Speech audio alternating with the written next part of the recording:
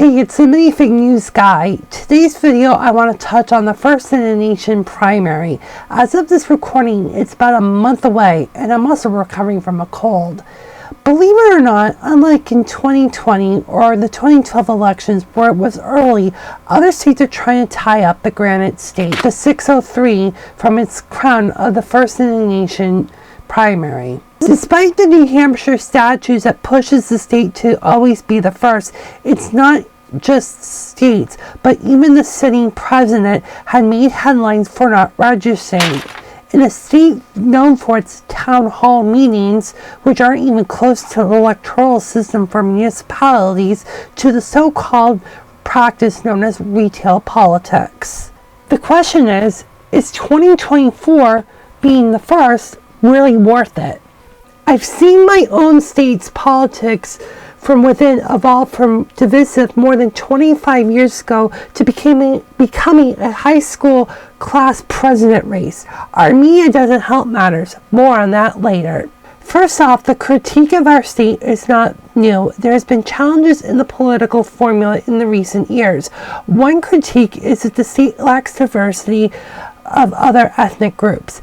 Despite New Hampshire having ties to the Boston area, it's basically like the neighboring states and Vermont, just with a suburb. Please don't say Boston when I say Southern New Hampshire / Boston in chats. Read the freaking location whole. Thank you. The other major issue is the lack of younger voters. And when I say younger, I'm saying no younger than 45. New Hampshire has the oldest population than any other state in the nation. Then on the extreme end, except for some locales, for student population, they're doing okay. So we have lots of people that could be kids of my own or people as old as my grandmother. It's also evident that some right-wing tyrants like Kelly Ayotte are exploiting this unfortunate voting bloc to spend her millions, yes, millions, to get the governor's seat. Just look at her Instagram, lots of old folks she's pandering to. New Hampshire is also a state where it's easier to register to appear on the ballot than in other states. And you wonder why your ballot can be too confusing to tell the difference of which candidate you're voting for? As many of the East Coast press take the First in the Nation primaries as a mini vacation, who could blame them? Since living here in the Boston market my entire life, even locals have criticism. It's a reality show, and politics has become reality show TV and it's become sports. That's what we want, and that's what you got. Be a lottery like the NBA does. 50 balls go in there with a state on each one of them, and we're going to make this a TV spectacle to see who gets 2024. Ridiculous. I mean, VB has it right about what it's become showbiz. You should see all the, I don't know what you call them, poly-tourists. People who come to gawk at the media and just gawk at the whole circus around it. Ouch! Are you directing that to me?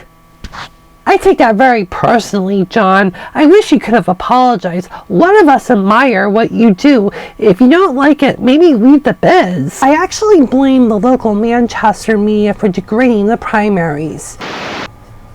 The New Hampshire primaries has really gotten to the worst of people. The issues that should be at the Concord level are often inappropriately brought up to the presidential level. The hierarchy of political science has really messed up in the last couple of decades. The voters perhaps get high levels of information, and as much as the so-called low information voters, that's a slur, lots of these people who get their news on talk radio or social media, a lot of it contains noise. Again, depending on the age, but this state goes from Gen X and older for adult ages. In closing, as other states want to claim to be first, sitting presidents abandoning the 603 is not a surprise. And wouldn't be surprised that this is the last time. Time for you to get up there. Oh yeah, I gotta go. See ya. Thank you for watching this video, and be sure to like and subscribe if you're interested both in ear checks as we sings, montages, as well as my own original content. And if you really want to see exclusive original stuff, be sure to find my Patreon at M&G+. Till next time, see you in another video.